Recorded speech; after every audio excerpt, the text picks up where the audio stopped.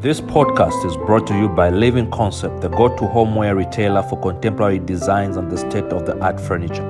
Living Concept is the perfect homeware retailer for anyone looking to spice up their living space. From stylish sofas to modern decor, Living Concept has everything you need to transform your home into a work of art. So why wait? Head over to Living Concept along Addis Ababa Road, opposite Stanbic Bank headquarters before Manda Hill Bridge.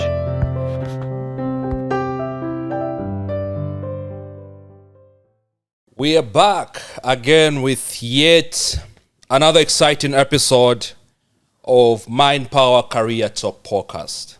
I'm your host, Emmanuel Chisalu. Now, today on this episode, we are going to be talking about an exciting subject matter. Now, this subject matter moves around animals. And we have a specialist who's trained in this particular field to be dealing with this special group of living things, if I may to use that term.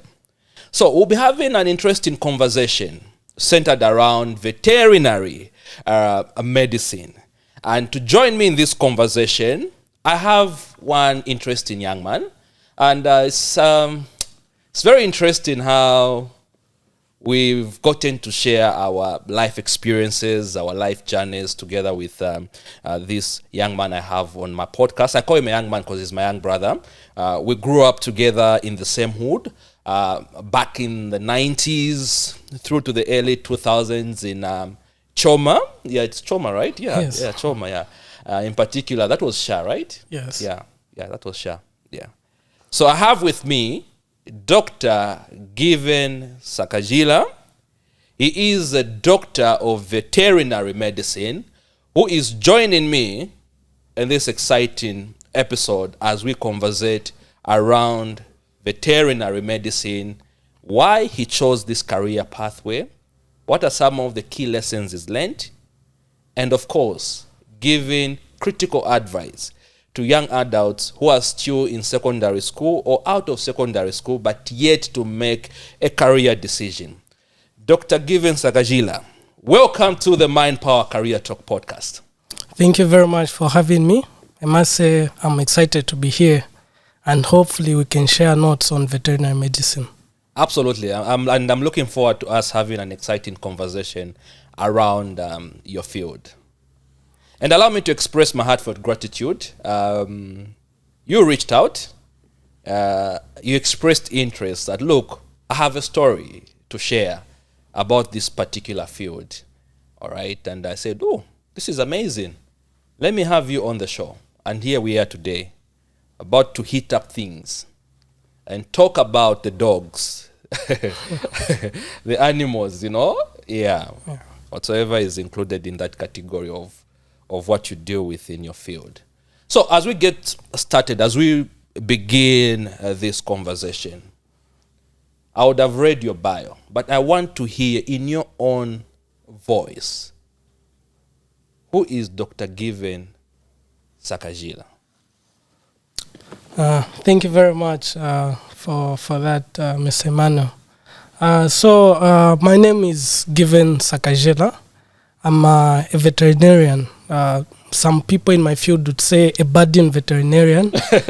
Of course, I've practiced for 2+ years now. Okay. So this will be my 3rd year of practicing as a veterinarian. Okay. So having practiced as a veterinarian, of course, has come with its own developments. And career-wise, I've actually grown to be more biased, of course, towards poultry, even though I'm also a very passionate advocate of antimicrobial resistance. What's that? So it's basically, antimicrobial resistance is basically a phenomenon where these disease-causing agents like bacteria and fungi or viruses develop resistance to drugs to which they initially were not. Okay. So it's actually one of the common killers now, and that's where actually my interest comes in, because every year over 750,000 deaths globally attributed to antimicrobial resistance. So it's a looming disaster, and this is why actually I've made it one of my passions, stemming from my experience in veterinary practice. So in a nutshell, I'm a budding veterinarian. And of course, with a bit of experience, I should say, in the veterinary profession. Awesome. We are learning a lot, and we are going to learn a lot about these scientific terminologies. Yeah. Now, when you say you are a budding veterinary doctor, what do you mean? Okay, so there's this, by the way, I should mention that there aren't so many vets relatively to other professions in this country. So we have this terminology that my colleagues and I use to refer to those who've been in the profession long enough as sour vets, and the new ones as fresh or budding veterinarians. Okay. Yeah, so it's just a made-up term, of course, to refer to vets that are relatively new in the profession. Awesome. Yeah. Awesome. Now, let me focus on your educational journey. All right. What motivated you? Of so many careers out there, what was your driving force to becoming a veterinarian doctor? Okay. I should, before I answer that, I should actually mention that actually I'm glad that we have this platform now. Okay. I believe it's a very important tool that's going to help out a lot of people out there in terms of choosing careers. Because as you may be aware, there are certain programs of study that are considered traditional programs of study, like law, human medicine, engineering. And a lot of people only get to know about these other professions when they get into school. Well, for me, I did know about veterinary medicine as a profession even before reaching a stage where I was aware of the different kinds of programs that I could venture into, but not so much as to want to aspire to actually become a veterinarian. But after going into school, actually, I should also mention that coming from a background where my mom once worked for Young Women's Christian Association, and at a young age, I was exposed to the social sciences. So I remember there were times when she would actually ask me to go on to escort her for work, and because maybe there was an activity, and some of those activities would involve rescuing young girls from early marriages, solving cases of teen pregnancies. And so from that early age, I actually did develop interest in the social sciences. And I think my future career path would then be as a result of being tossed, by people, my parents inclusive, on what they thought I was good at.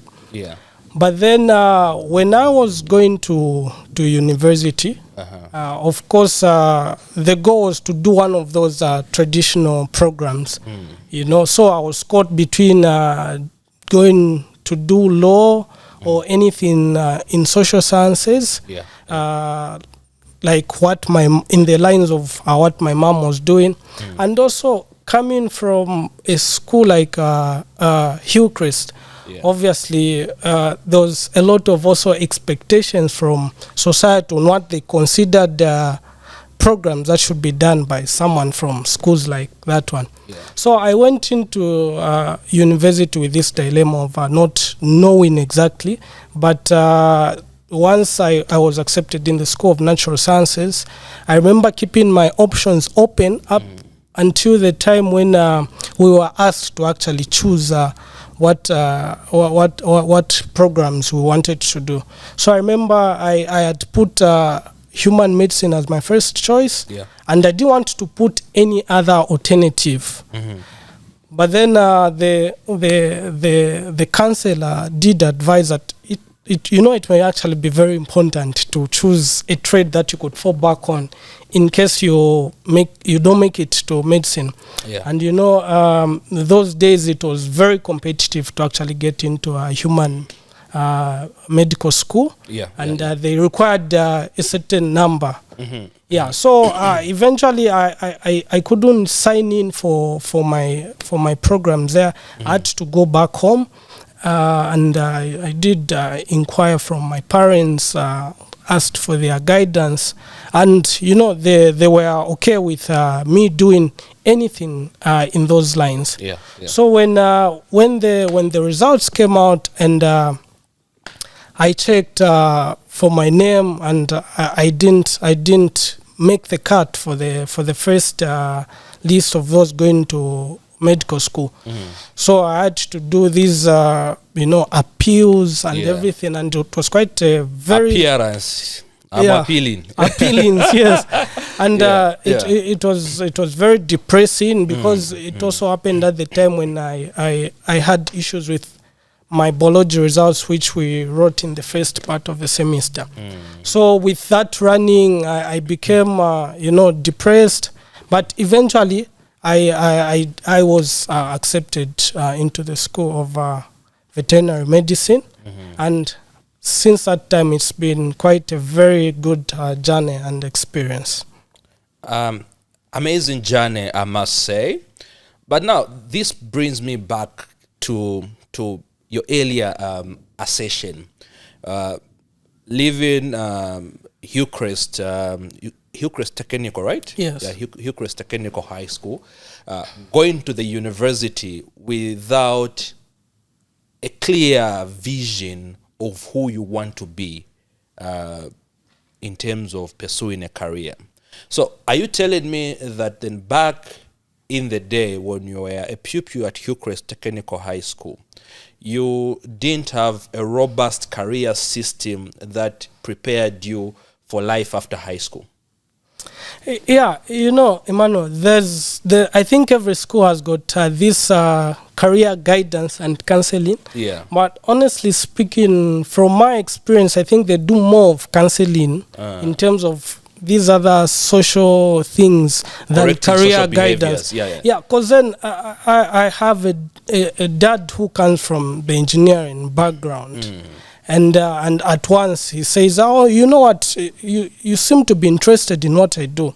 So I think you would make a very good engineer." And I also have mom on the other hand who's into more of social work, and also because I had an opportunity because of that background in those activities at Young Women's Christian Association, after having served as a chairperson for the youth group. Also, I had an opportunity to do a program that was funded by the UK government called International Citizen Service. So, after all those experiences, I had people telling me, actually, you are very good with this. And so even when I was in high school then, I was, just being tossed, not really, but by what I personally wanted to do, but what actually other people thought I was good at, or what career would suit me. So I was really going into university without a mind that is made up on what actually career I wanted. So anything that was within the lines of social work or medical related, I told myself, I think anything like that I could do, but without a clear picture of who I wanted to be. Interesting journey. And for me, this is my feel that if this country was to develop, moving from low, what do we call ourselves? Low middle income country to becoming one of the best performing economies in the world. First of all, we need to deal with our educational sector.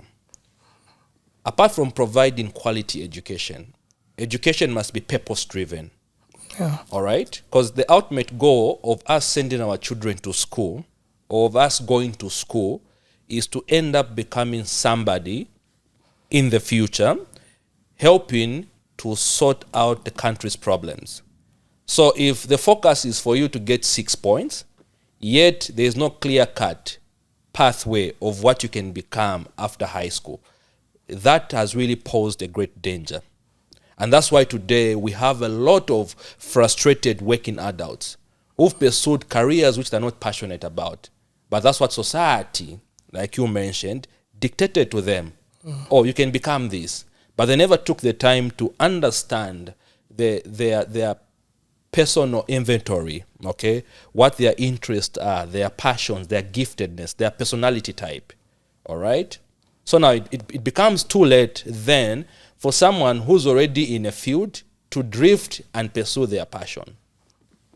So this is why we need to build a robust career guidance platform or system that prepares our pupils to tackle future problems that this country is facing, the region, and the entire globe at large. So now, I want you to share the critical steps, all right? Now that you are in this field, okay? You didn't know what you wanted to pursue the time you were leaving high school and you got into university. And out of not knowing what you wanted to pursue, of course, you stumbled into this field that you've fallen in love with, veterinary medicine. So what does it take for one to become a veterinary practitioner or doctor? What are the critical steps? Okay.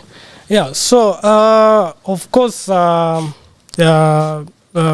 in this country, I should mention that it's veterinary medicine is offered at 2 different levels. Okay. There's a degree level, of course, which you can attain from the University of Zambia. Currently, it's the only institution that's offering that. Okay. Then you'd also attain the required education in veterinary medicine at a certificate level from the Zambia Institute of Animal Health.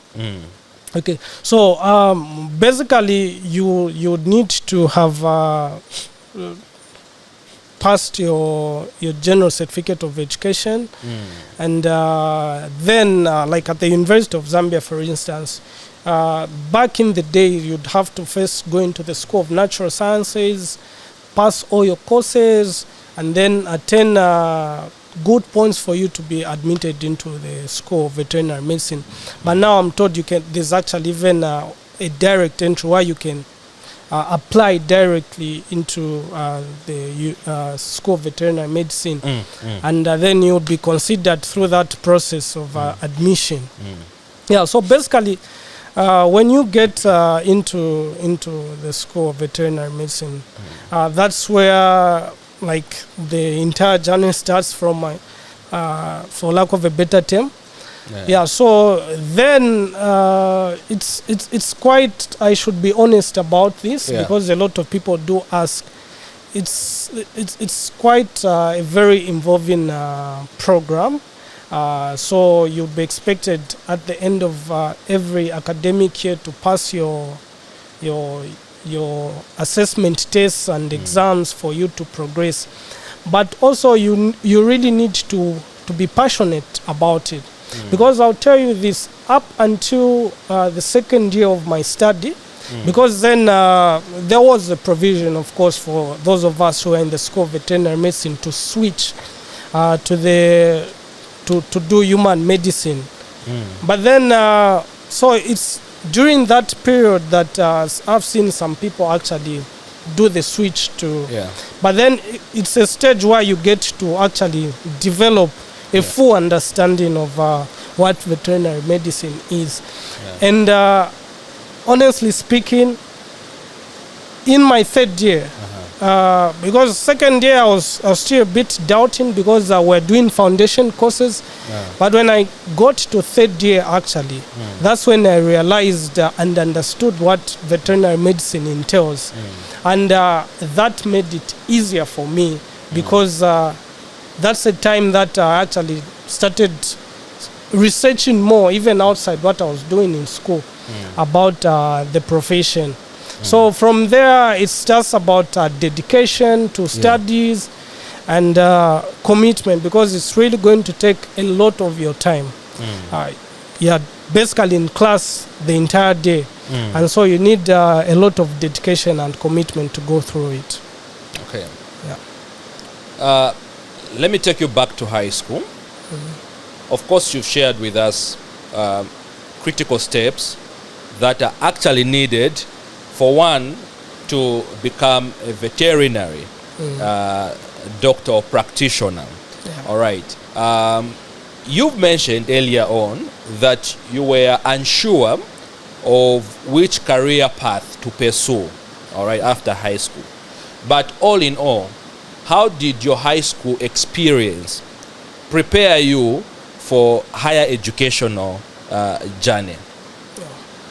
Okay, so I think one thing, I did the comparison between my high school and St. Mark's. I did my junior secondary from St. Mark's. St. Mark's. Yeah, so you know... St. Mark's, what did you used to call yourself? The boys? Santa Marco. Santa Marco, yeah. Yeah. Yeah. So I did a comparison. You know how St. Mark's is what it's known for? Of course. Notorious BIGs.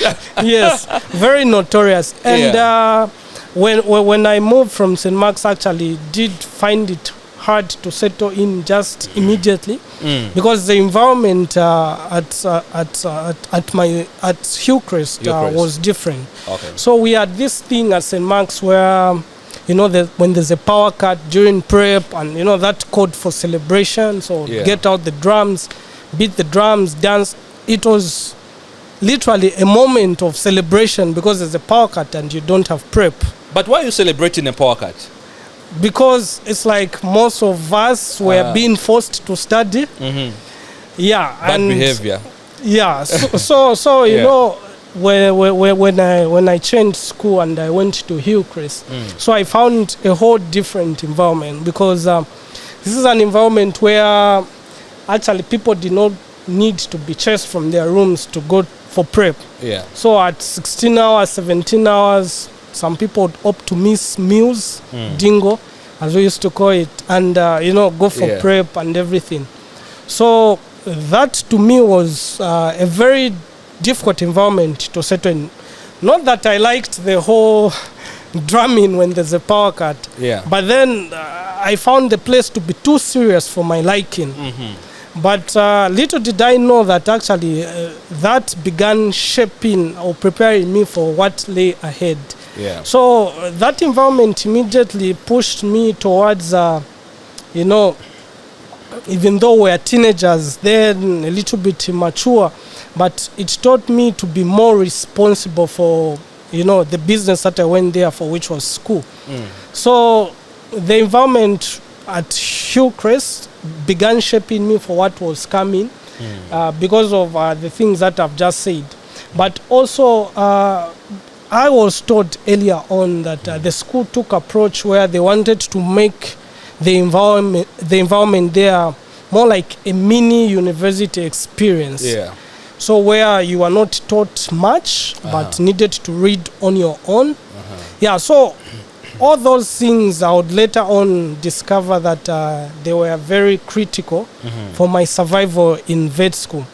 But in terms of the environment really influencing me to study veterinary medicine, I don't think it did much other than, of course, pushing me to work hard, because we all knew that, you know, we used to have all these famous people that have made it, you know, come to school and motivate us, people like the Chibamba Kanyamas and Nevas Mumbas would come to school, you know, and motivate us, you know, to go for higher education.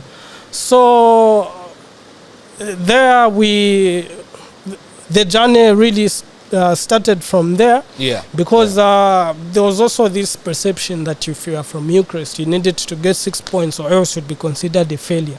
So did you get 6 points yourself? Yeah, by God's grace, I actually did. You did? Yeah. All right, congratulations. Because this is the time that I'm learning that you got 6 points. Yeah. So congratulations for getting that 6 points. How many years ago that was? That was should be 9 years. 9 years ago, yeah. So I'm rewinding my congratulations, backtracting it to 9 years. Thank you. Yeah. Awesome. Oh, interesting journey of how your high school prepared you for higher education. Now, streaming down to what you are doing, okay?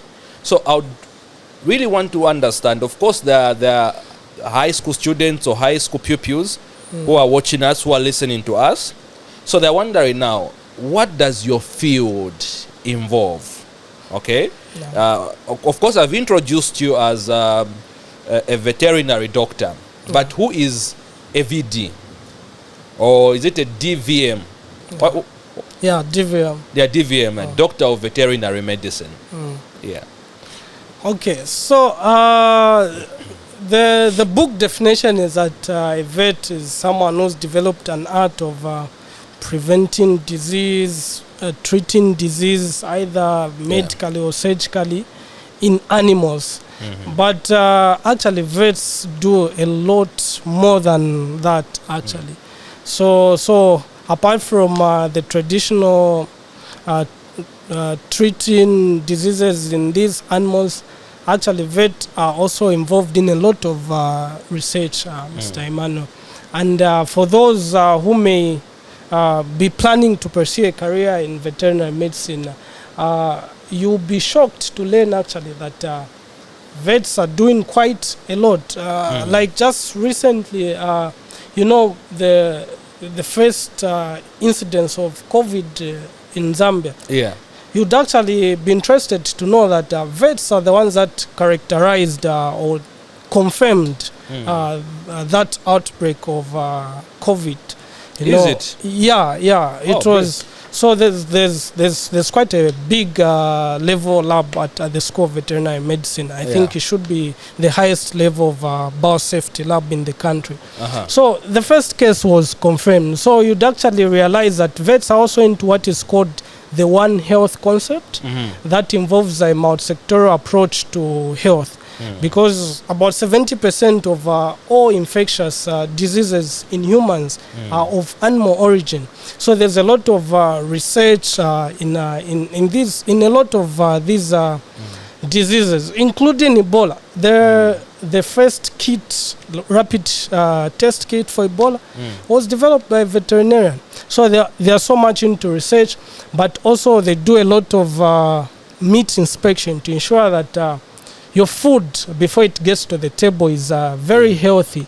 So vets also do the meat inspection. Meat lovers. Yeah. All So right, yeah. There's a lot of that as well.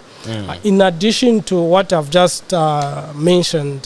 So a vet will, on a typical day, would look at your animals, see if they can prevent diseases, or if there are already diseases, they treat your animals, manage their injuries or disease condition. But they basically do everything surgical and medical except they do it in animals. Interesting. Yeah. So I didn't know that your field actually is very broad in terms of undertaking duties. My perception has always been that this field, when you talk about vet, whenever my dog is not feeling well, or whenever I need to take it for immunization and stuff like that, I run to the vet. Whether it's my animal, my cows, my pigs, I rush to you. But learning about the broadness of your field brings an interesting perspective, not just to limit you to animals, but also in the field of research, coming up with new developments, which are actually interconnected to human beings. Yeah. So before I actually go to the market, either the supermarket or the butchery, to go and buy that fresh cut beef, pork, it must be certified. Yeah, a vet should have inspected. Yeah. You play a major role. Because I'm imagining that, because every day on my diet I have meat. Yeah, at least every day. Yeah. So thank you so much for ensuring that what I'm eating, more especially the meat, is certified clean and healthy for human consumption. So now let's talk about your passion, talk about your interest.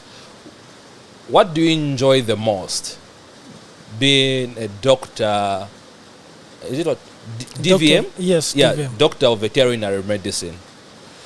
Okay. The most interesting part is when you actually do your treatment protocols, and obviously you must have been skilled to identify the correct disease before you could administer treatment. Yeah. And then you actually get it right. You do your treatment, and the animal gets better. Because for some reason, actually, people expect vets to be some sort of magicians.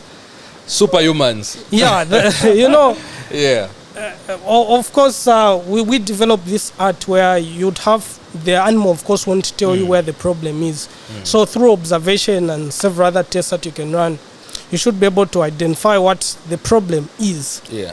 And, administer treatment. But the challenge is that people just don't expect you to fail. And because of that, vet is hugely a profession of reputation.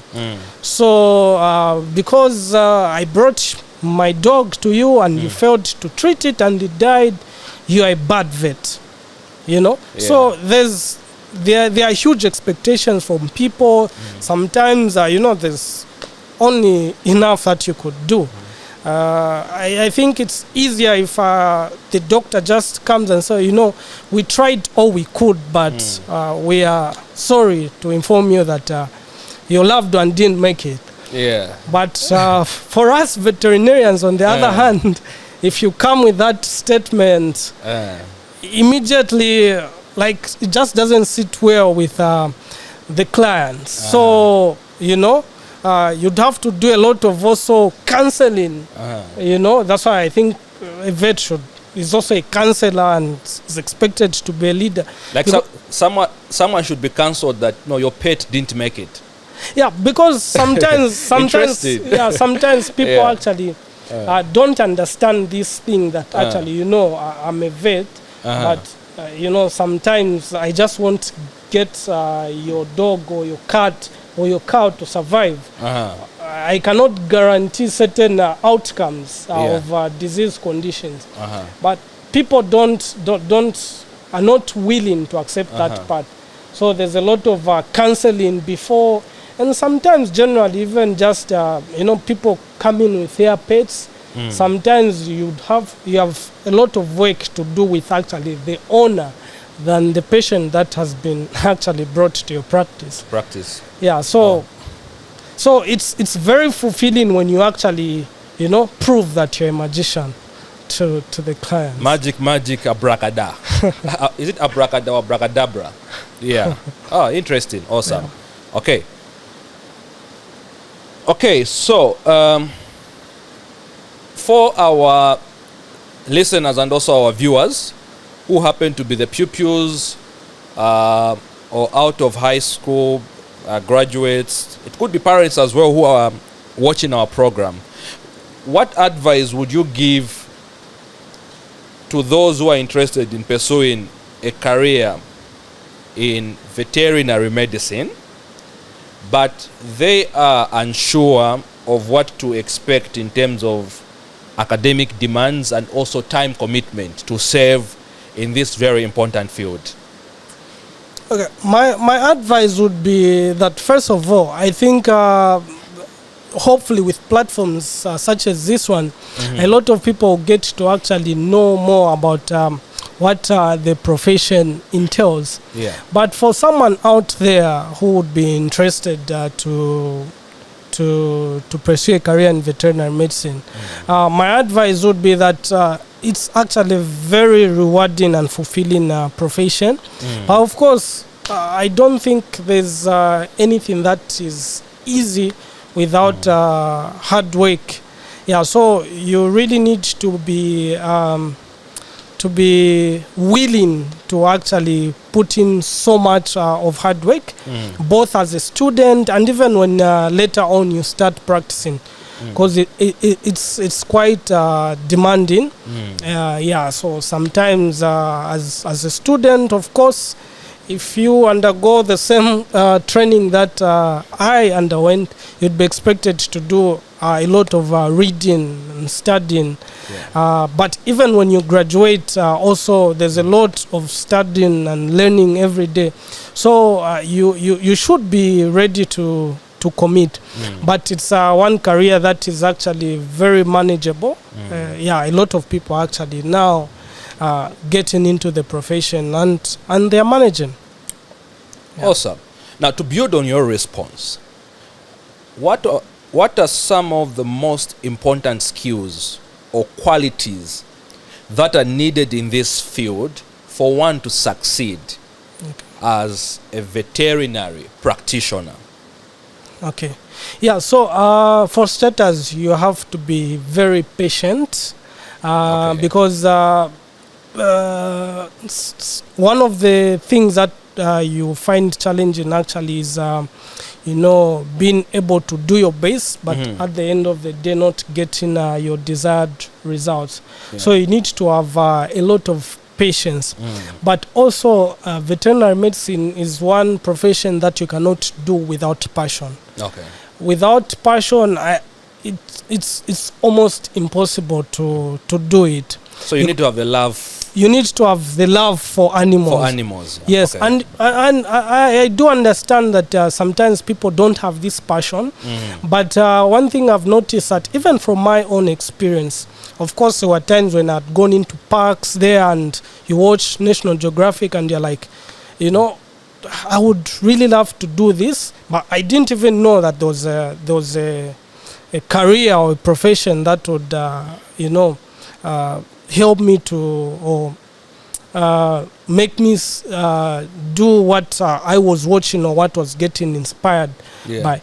But then once you get into the profession, actually, you find that with the number of different cases that you get to handle, it's like there's just no running away from building passion, because it's amazing how you begin to understand, how delicate nature is, and also how amazing God's creation is. And so you just, sometimes you inevitably just develop this passion. And I think it's one of the qualities or the skills that you need to succeed as a practitioner. But also, of course, there are those people that may have been trying to do medicine but run away from people. I've had classmates who said, I decided to do this because I don't want to deal with people. But then I think it's actually a wrong move, because then when you come to veterinary medicine, actually, you have to do a lot with people as well. It could be from a breakdown because you've told them, your pet may not be able to survive this cancer. So, and the best thing would be to just put it down. So there's cancer for animals as well? Yeah, there's literally everything that there is in humans except it's in animals. Interesting. So sometimes people break down because you have to put down their animal, and there are some people who've stayed with these animals. It's part of their lives for so many years, and so they'll just break down. So you have to do a lot of counseling as well. But then there are also people that would neglect their animals, and you have to do a lot of teaching and scolding for them to just do the right thing. So for those that may be running away, you actually realize that you deal a lot with people. And so you need also to be a leader. You need to be a leader to manage both your clients and also the people that are bringing these pets. So basically, if you have those qualities of patience, commitment, and a leader, you should be able to do just fine. All right. So you talked about patience. You've talked about passion. You've also talked about leadership, ability to deal with to deal with people. And of course, I would broaden it further, because being a leader as well calls for one to have a strong sense of emotional intelligence. Oh yeah. Yeah, even as you deal, because your field involves both good news and bad news. Yeah. So at a time when you're about to break sad news, how do you stay emotionally intelligent, that when you're breaking the news to your clients, who sometimes will be angry that, oh no, doctor, you failed me, you failed my pet, you're a bad, doctor of veterinary medicine, or you couldn't take care of my pet. Yeah, and there's always a temptation for you to answer back, or if you have been punched, you want to punch back. But it also calls for one to have a high sense of emotional intelligence. Awesome. Every day we have groundbreaking developments, both in human and animal development. This could be the way you treat a certain disease, or this could be an outbreak of a disease. So how do you ensure, as a DVM, all right, how do you ensure that you stay up to date with the latest trends in your field? Okay. So I remember when I was almost graduating, I thought that was a relief, because I was going to take a break from a lot of reading. But boy, was I wrong, because you need to read every day, because I've been practicing as a vet for close to 3 years now. Okay. And I still discover new conditions. Sometimes there are those things that you've learned in the books, but you've never actually experienced it in the field setting. And so when you do, actually they don't present the same way as you learned them. So you actually need to do a lot of reading. So I do a lot of reading on new technology that is there, because like you said, there's actually new technology every time. There are easier ways now of tracking pregnancy in a cow, for instance.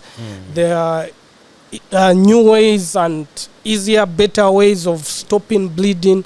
So with the knowledge that you gain from, of course, university, it's very difficult to actually keep up if you're not doing a lot of reading. But also there are a lot of courses nowadays that are being offered online, where you can just refresh and read up on the new developments in the profession. Awesome. Yeah. So within these 3 years of practice that you've been running on this journey as a veterinary doctor, what are some of the rewarding experiences you've had? Okay, so the most important one actually that I feel is very rewarding is being able to contribute positively to welfare for both animals and humans. So I've been privileged to actually be part of a team that is doing data collection on the consumption of antibiotics. Remember, I said this is actually one discipline of my profession that I hold very dear to my heart. Not only because of the number of deaths that have been recorded as a result of action therefrom, but also because it's something that poses a danger to future generations if not well handled. So I've been privileged to be part of a team that is actually doing data entries for policymakers. That is, so we are doing data collection for the antibiotics that have been consumed in animals, because they eventually have a bearing on treatment in humans. So it's been a very rewarding experience, both financially, but also because of contributing very positive change to my country. If I'm trying to think of a better way of curating this statement I'm about to say. Of course, you've talked about the most rewarding aspects of this career that you've pursued. What are some of the challenges that you've had to deal with or you are dealing with? Which maybe on certain days you feel like not waking up from bed, or maybe do you have such moments you feel like, oh, I wish I didn't pursue this field? Yeah, there are a lot of moments like that, actually, I must say, yeah.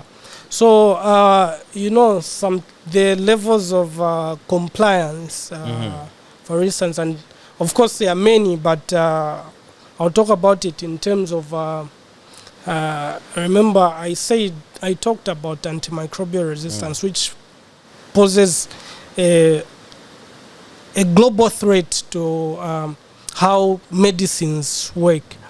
And so now there's this, where I'm currently working, it's actually a pharmaceutical industry. Okay, so we are more into, these medicines, okay. And so one of the factors that is contributing to this antimicrobial resistance that I was talking about is this issue of abuse and overuse of antibiotics. Okay. And the most annoying thing is the levels of lack of compliance, because then I don't know, maybe it has to also do with legislation in our country. So a lot of people have access to these antibiotics, and they may not be so knowledgeable about the entire chain, especially farmers that have been doing this for a long time, for instance, know from experience what they're able to do for their animals. So they get a lot of these antibiotics, and sometimes even for problems that don't require them. And they just give, these antibiotics to animals. So some of them should not be given to animals because then there's this withdrawal period that they need to observe. But then sometimes during that period that you're observing the drug withdraw, you actually make huge losses. Because, if you're into layers, for instance, and you're making, I've seen people harvesting maybe 250,000 trays of eggs, and then if they treated their chickens and they have to discard those eggs, that's a lot of money. And so a lot of them are not actually observing the withdrawal period. So they are selling out those products to people who are taking them. And because we use the same antibiotics in animals and humans, when people get sick and they go to the hospital, because they are being subjected to low doses of those antibiotics from the animal products, you find that the drug is not working. So this is why sometime back in the 1990s we would easily manage cholera with certain antibiotics, but now if you give them, they are not working because they've become resistant. And now, because people have easy access, they are able to just walk into a shop and buy these antibiotics, even if they should strictly be bought only after presentation of a prescription. So there's a lot of lack of compliance, and when those people come and you tell them, no, I'm not going to give you these antibiotics because there's no reason for you to give these antibiotics. So some of them will get upset, and if you are in a place that you don't own, they'll simply walk to your boss and tell them, you know what, I'm trying to give you money, but your person here is stopping me. And so there's that huge conflict of interest. And now that weighs down to some of us, and it's very depressing and annoying, because on the other hand you're trying to enlighten people. In my free time I do go out to a lot of youths and other like-minded people who are preaching against the irrational use of antibiotics. So on the other hand, you are going out there with your passion, trying to bring people to proper use of antibiotics, and not abusing them. But then you go to work, and if you deny someone chance to misuse those, he can simply walk into the next shop, and so that can really be very frustrating. Yeah, I mean, it's very unfortunate thing, and I mean, this also happens anyway from the human perspective. Yes.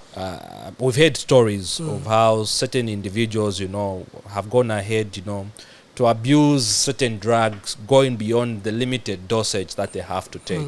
So I think we need to put in stringent measures and also restrictions, starting from the policymakers up to the actual consumers or users, knowing how to consume or rather use these same drugs or antibiotics that they have to do to actually buy for their animals. So in the last remaining few minutes, this has been an exciting conversation, and I wish we can go on and on talking about, it's an interesting field and I'm learning a lot. Yeah, but just wanted to understand from your end, are there specialities within the field of veterinary, or you all do the same thing? Okay, actually people do specialize, though you would understand that it's easier to make comparison with human medicine because they are related. So you would have maybe a physiotherapist, you would then have a pharmacist, and then you need to have a radiologist. But when you do vet initially, actually you're expected to do all those things.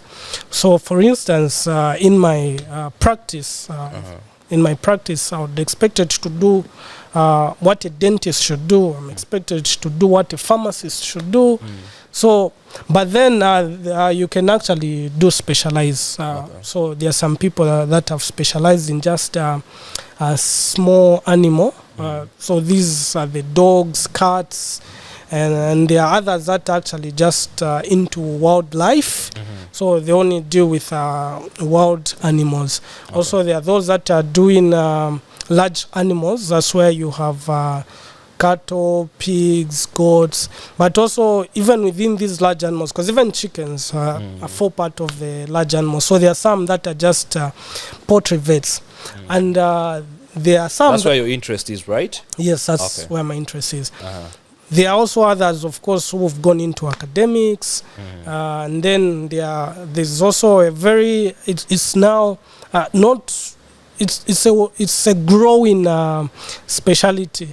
Now people are doing a lot of aquatic medicine. So these are the people that deal with fish. Fish, study diseases of fish, how to manage them. Anything under the water. Crocodiles and all those things. And then the others who are into exotics. So these are animals that may not be the usual dog and cat pets, but some people do keep them as pets. For example, pythons, others would keep those lizards as pets. So you can do actually specialize. And at higher levels of study, I've seen some go to just specialize in orthopedic medicine, which just deals with bones and so there are those specialties. Awesome. So under a minute, why should young people who are still in secondary school or those that are yet to make a career decision consider studying veterinary? Okay, so while it's a relatively young profession, there's actually the demand for veterinarians is increasing. Actually, even in this country, the ratio of a veterinarian to the animals that need to be put under the care of a veterinarian is actually very low. So and people now are into a lot of farming activities, livestock farming, that is. So there's a huge shortage of veterinary personnel. So if you are one of those people that are looking into the financial aspect of it, it's actually very rewarding because the demand is high, but also it's a very fulfilling profession. It's very fulfilling, So once they graduate, they won't be jobless? Well, to be honest with you, Yeah. and I used to think my lecturer was joking when he said, if you're a veterinarian and you don't have a job or anything to do to raise money after graduating, then you just don't want to, because there are a lot of opportunities out there. Absolutely. Actually, it's very easier for a veterinarian to actually, just go randomly even to a friend and offer veterinary services because they have pets and all, than it is to actually maybe there are those programs where it's very difficult to actually even just go and say, no, you know what, I can provide this service. So it presents both, an opportunity for both formal employment and also entrepreneurship. Yes, very easy. Okay. Lastly, but not the least, if you were to do this over and over again, would you still choose the same field? Without question. Amazing. Yeah. Ladies and gentlemen, what an amazing conversation I had with the Doctor of Veterinary Medicine. Here and there, I was almost calling him Doctor of Vegetarian Medicine. It's very close. Veterinary, vegetarian, yeah. But I didn't make that mistake, right? No, Yeah. I was very consistent. Veterinary medicine. Dr. Sakajila, thank you very much for joining us on the Mind Power Career Talk podcast. We value and appreciate your knowledge and also the nuggets that you've shared with us. For our viewers and the listeners who are yet to make a career decision to venture into various fields, but most importantly, consider pursuing a career in veterinary medicine. I'm your host, Emmanuel Chisalum. Until next time, remember to join us every Friday at 15 hours for exciting episodes on career guidance. And remember also to like, share, turn on the notification button on our YouTube channel for more content on career guidance. Until next time, goodbye, and it's been a pleasure for me. Thank you very much to my production team and, of course, Living Concept for sponsoring this podcast. Goodbye.